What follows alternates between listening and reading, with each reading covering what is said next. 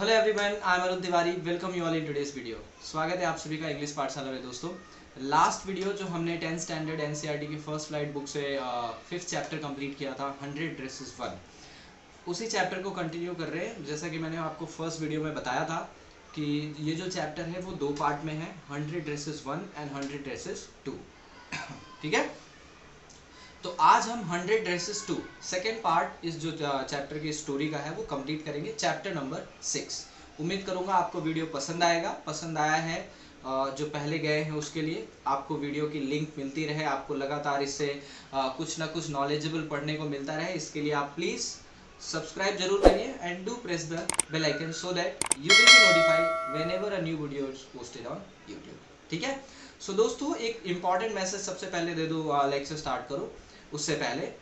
If you want to study with me live, अगर आप मेरे साथ लाइव पढ़ना चाहते हैं तो ये सबसे बेस्ट अपॉर्चुनिटी मैं आप लोगों के लिए लेकर आया हूँ। अनअकैडमी पे मैं पढ़ा रहा हूँ और हमने अभी तक 3 क्लासेस कंप्लीट कर दी हैं। 3 लाइव लेक्चर्स हमारे हो चुके हैं। रेगुलर 9 o'clock शाम को 9 बजे, शाम को क्या, रात को 9 बजे 9 PM हमारी क्लास एवरीडे होती है। किसी दिन नहीं होगी तो उसका नोटिफिकेशन आपको मिल जाएगा, लेकिन उसके लिए आपको करना क्या है, कमेंट बॉक्स में एक लिंक है, उस लिंक पे जाइए आप। अनअकैडमी की लिंक है, उस पर आप ओपन करेंगे तो आपको मेरी प्रोफाइल दिखेगी। उस प्रोफाइल पे आपको क्लिक कर देना है और फॉलो कर लेना है। उससे होगा क्या, घबराइए नहीं, आपका कोई केवाईसी नहीं होगा और कोई चार्जेस नहीं है। This is purely 100% free.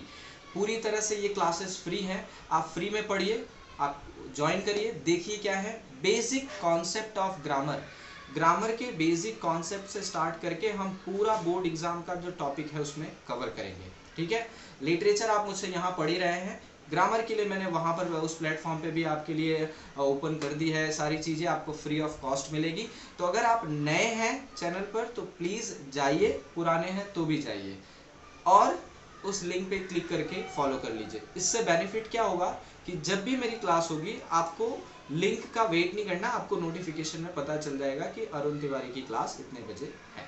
ठीक है,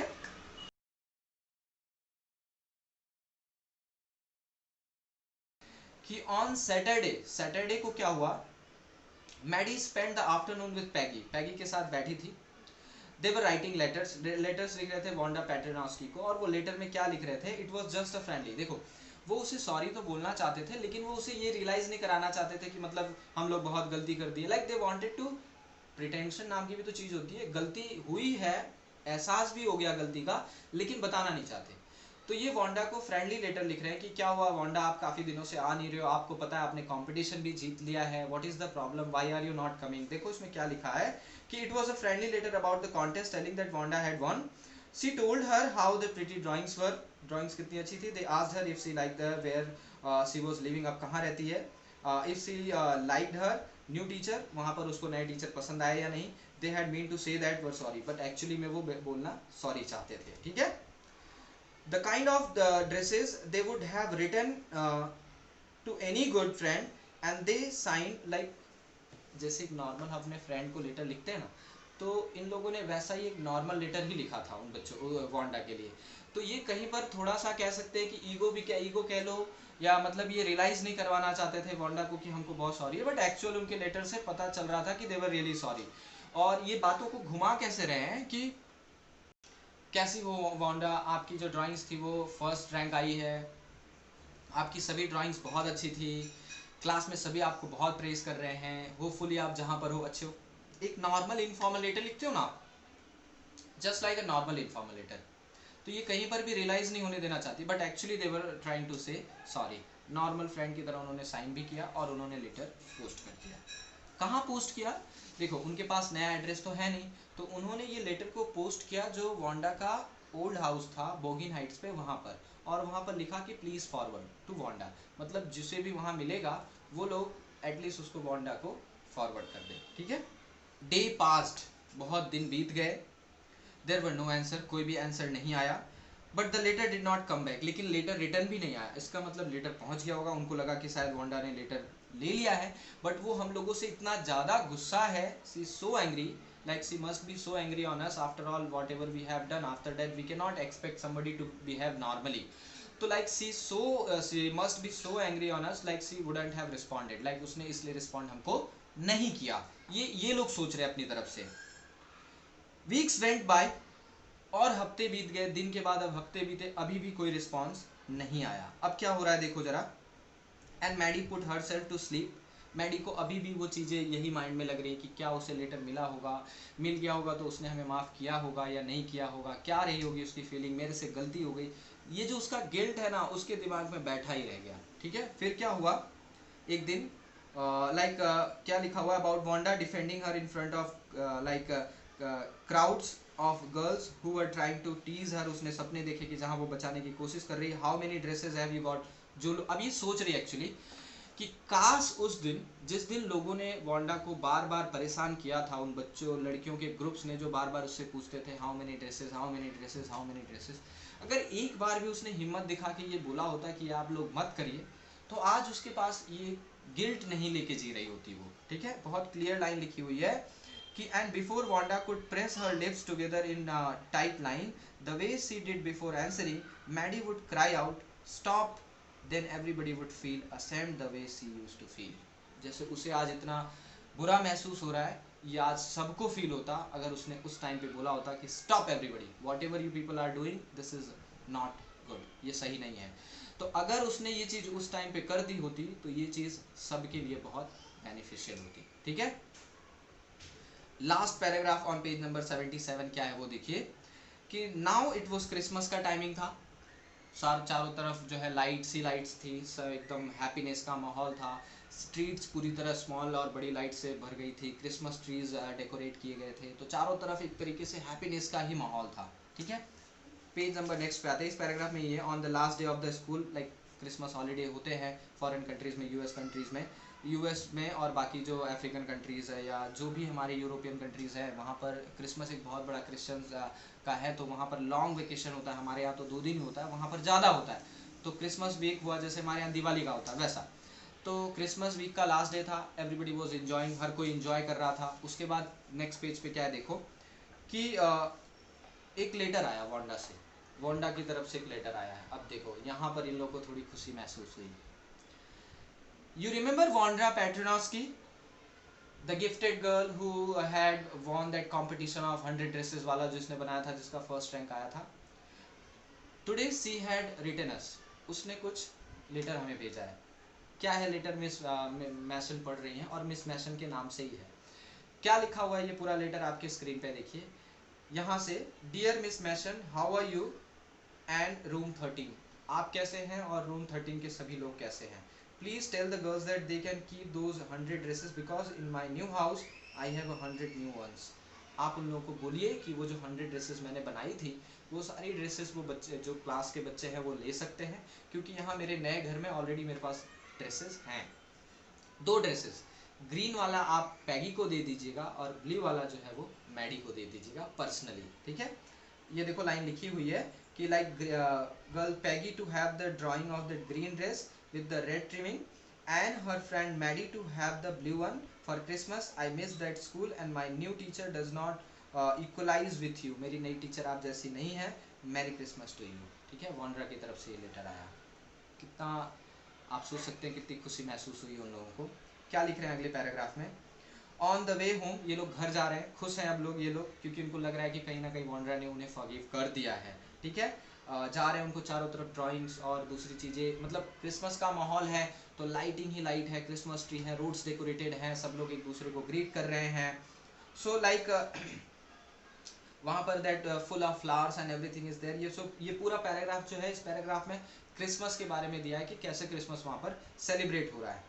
जो नीचे वाला पैराग्राफ है, boy said Peggy this shows she really likes us, इससे हमें पता चल रहा है कि वो हमें पसंद करती थी।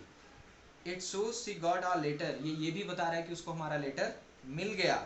And how that it says that everything all right, सब कुछ ठीक है, तुमको टेंशन लेने की जरूरत नहीं है मैडी।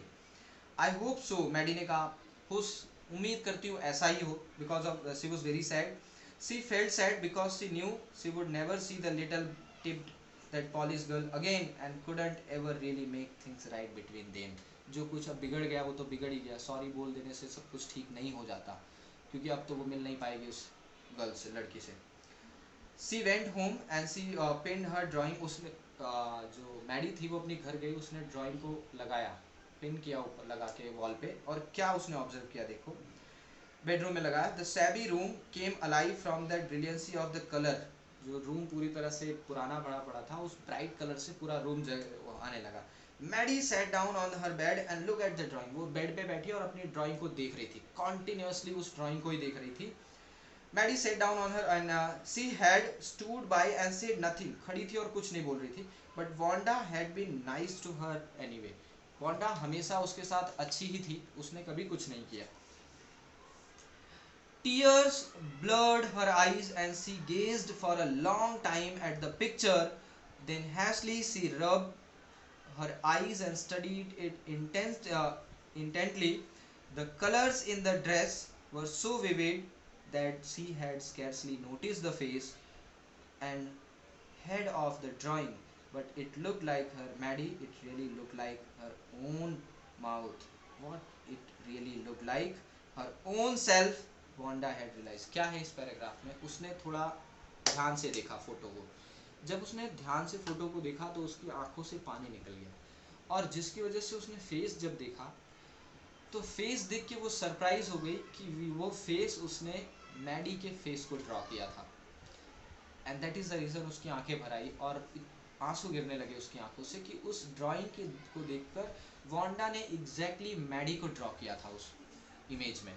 और वो उसे ऐसे इमेजिन करती थी, लगता था कि लाइक सी वो सो लाइक नाइस गर्ल, इतनी अच्छी लड़की थी वो कि मतलब इतना उसको अफेक्शन और लव और कह सकते हो कि फ्रेंडशिप थी कि उसने पूरी ड्राइंग ही उसकी कर दी थी उस पर। ठीक है, तो वो जो ब्लू कलर की पेंटिंग थी वो मैडी की थी, एक्चुअली मैडी की इमेज उसमें थी। ठीक है, वांडा ने जो बनाई थी।